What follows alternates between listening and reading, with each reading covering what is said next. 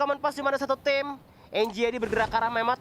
Mereka bermain untuk lewat pinggir aja dan di mesnya ada tim XCN. Lagi-lagi kayak di Bermuda mereka bakal ketemuan atau papasan aja. Sedangkan dari Rimo sendiri memanfaatkan Ravenry sebagai pusat dari map Kalahari itu sendiri. Sebenarnya kalau misalnya kita lihat tadi untuk Purgatorinya ya, ada satu hal yang sedikit menarik yang mana sebenarnya ada XCN dan juga tadi NXL Liga Game yang coba untuk mencari NGID ke arah Brasilia. Betul. Tapi justru agak sedikit kurs ya. Malah ternyata mereka yang ketemu dan di situ kalau nggak salah tadi berarti XCN ya yang harus dipulangkan terlebih dahulu. Tapi ini dia untuk kalaharinya Lihan. Yang mana Sirennya kali ini udah ngamanin wilayah Bayfront dan kali ini masih coba untuk cari-cari resource. Ini udah mereka nguasain satu Bayfront sekaligus sih. Udah bener-bener aman banget untuk segi lootingnya. Jadi Siren sendiri. Dan ini memang nggak ada war di awal-awal karena tadi terbagi dengan cukup rata BP. Yes. Bener-bener rata banget. Mungkin nanti ada di zona, jalan ke zona pertama atau kedua itu bakal baru ada war. Karena memang dari masing-masing tim kali ini udah panas kali ya di 1 sama 2-nya. Jadi di Kalahari bakal agak main sabar sedikit.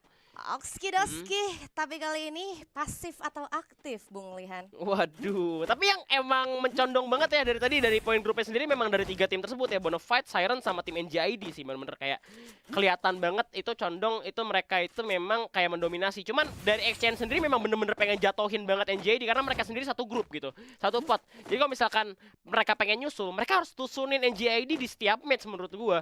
Karena itu yang ngebuat tim XCN bakal naik. Cuman ternyata beberapa attempt yang dilakukan mereka itu gagal, belum berhasil. Tapi nggak apa-apa, coba terus menurut gua. Itu bakal mengasah juga dan melihat titik lemah dari NGID itu sendiri. Nah, dan ada player of the match kita juga untuk match kedua tadi ada dari Siren Wings. Kalau kita misalnya ngomongin soal tim-tim yang lagi berada di atas, menurut gua nggak cuma dari sisi poin aja. Kalau misalnya kita ngintip dari poinnya, sebenarnya NGID dengan 60 poinnya sampai dengan match day ke-6 sebelumnya agak sulit untuk dikejar. Tapi kayak yang selalu kita bahas Lihat. Apa tuh? Sebenarnya titik poinnya adalah mencari counter-counter yang dimiliki sama tim-tim yang memang lagi mengungguli untuk dari segi gameplay bermainnya nggak sih? Iya, bener juga. Tapi kalau misalkan dari C sih memang jauh, tapi A sama B masih memungkinkan banget untuk kejar-kejaran. AB ya? A sama B-nya, iya.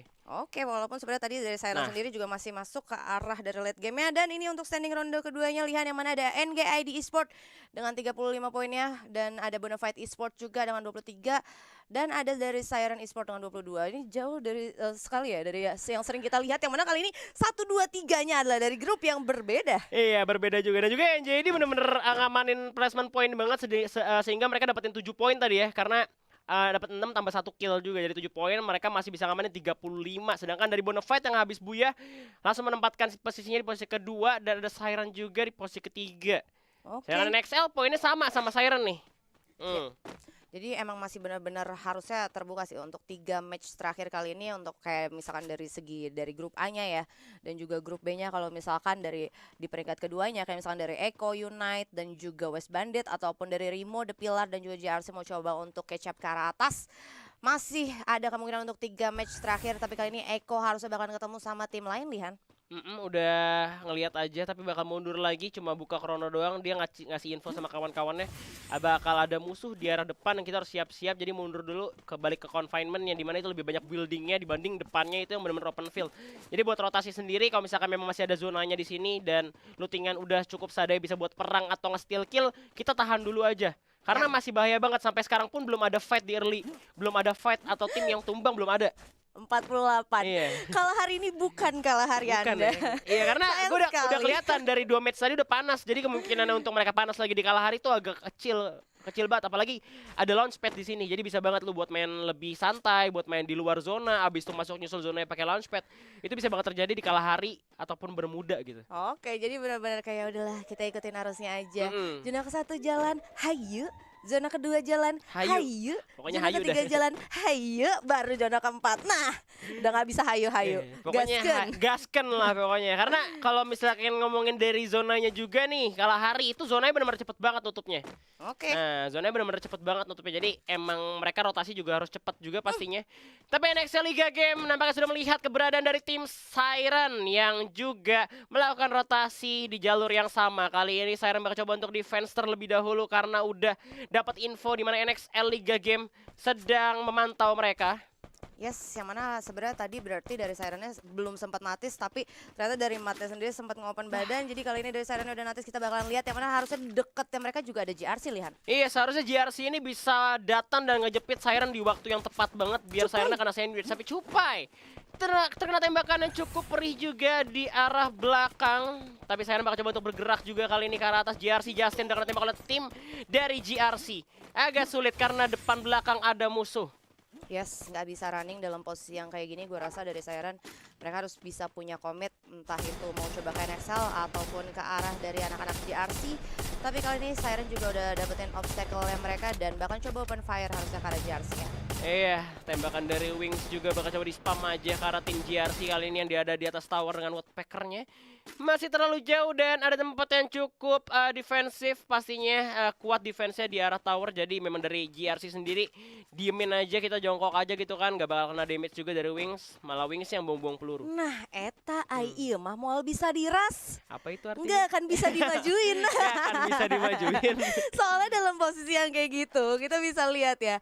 Sebenarnya tadi ada 2 player juga yang berada di tower. Sedangkan mereka kalau mau coba untuk ngerasing ke depan itu benar-benar sulit pastinya ya. Apalagi dengan zoning yang masih kayak gini dan juga live yang 48. 48 tuh 12 timnya tuh benar-benar full, tapi ternyata ada satu yang hilang. Waduh, akhirnya satu orang berhasil di-knock down, tapi Giant Lee mendapatkan tembakan balasan juga, berhasil dibalikin. Dan ternyata Lennon gagal untuk menyelamatkan kawan yang malah dia yang harus terpleset dan turun ke arah bawah. Bakal di-commit aja, karena ini dia NGID berhasil mendapatkan Giant Lennon langsung di end gitu aja. 2 orang tersisa dari tim Giant yang coba untuk mundur, tapi ternyata ada suara granat juga di belakang. Cukup berbahaya untuk seorang Giant, tinggal 79 HP-nya dengan Inhaler mencoba untuk mengisi nyawanya dan juga pastinya NJD nggak bakal ngasih kabur dari tim Giant.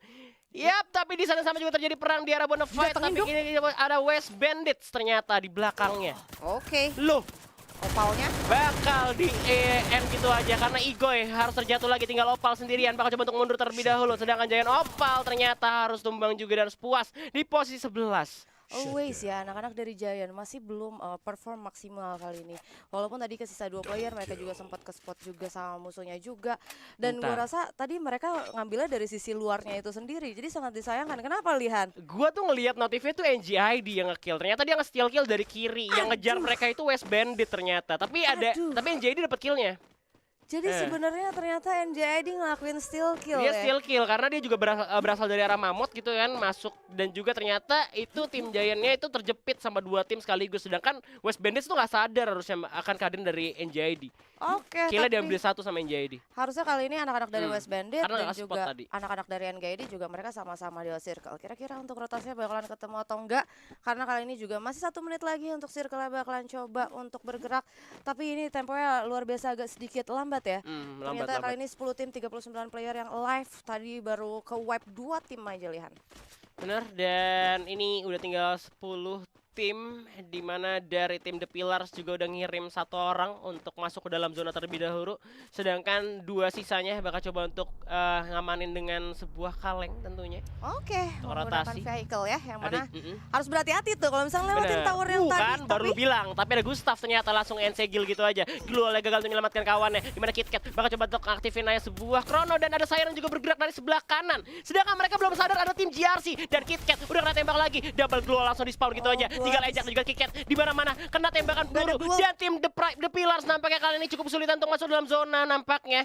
Ejak pun harus mundur sejauh mungkin karena ternyata ada 3 tim yang benar-benar kayak nge-spotin mereka. Ya, yang mana tadi ada 2 player ya kan yang menggunakan vehicle. Terus sebenarnya gue pengen ngomong adalah ini bakalan bahaya kalau misalkan 2 player yang menggunakan vehicle itu masuk ke arah teritori yang sebenarnya tadi ada dari JRC dan Siren yang mereka sebenarnya udah dalam posisi yang lama tadi berada di situ kan. Benar. Udah siap banget untuk open fire ke arah mereka. Dan tadi ada 1 titik juga gue sempat lihat kalau misalkan KitKat dia dapetin sebenarnya 1 tempat yang bisa terbilang aman, tapi tadi glual dia juga emang udah habis juga. Terus dia juga putuskan untuk nge-revive.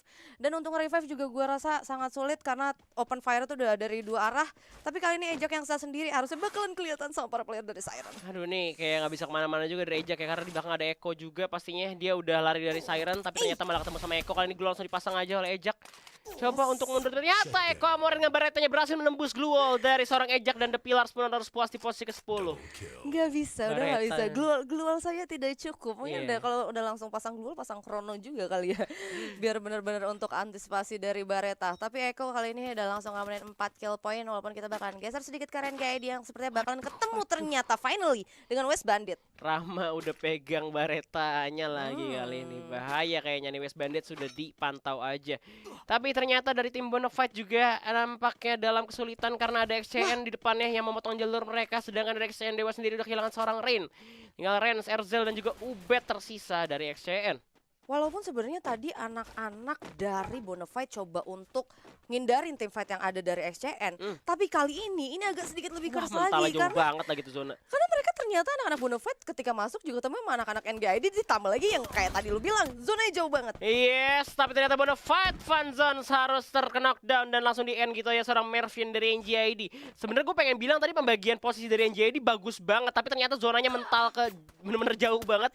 Ini kalau misalnya mereka bisa survive untuk masuk ke dalam zona, gue bisa acungin jempol juga. Kalau misalkan mereka mau masuk, mereka harus ngeratain dulu tim-tim yang ada di luar zona kali ini. Dan mereka langsung motong ngambil jalur kiri zona. Kalau misalkan kayak gitu mereka agak sulit karena di depannya udah ada tim GRC atau ya GRC tadi depan. Itu dia, beda hal sama kayak ketika untuk ada di Bermuda mereka punya jalan untuk masuk ke circle walaupun sebenarnya mentalnya jauh, tapi jalan mereka lowong. Tapi kali ini di depan mereka bener-bener banyak banget tim-tim yang udah ngehuni. Mereka bener-bener kayak harus ngabisin, tapi lihat kalau ngomongin soal match pertamanya dia ngabisin kill 16 kill point loh. Harusnya bisa jadi juga. Harusnya ya. bisa jadi juga, apalagi tadi dari ramanya yang cukup dinotis oleh orang-orang banyak dengan sebuah snipernya itu udah pegang sniper juga gitu. Ya, apalagi tadi juga udah dapat dukungan dari Survivor ya. Nah, Hashtag dari Kalbar tuh Pride kan. ya. Tapi ternyata mereka berhasil loh untuk masuk lewat kiri zona yang seperti gue bilang. Di depan juga ada XCN kali ini.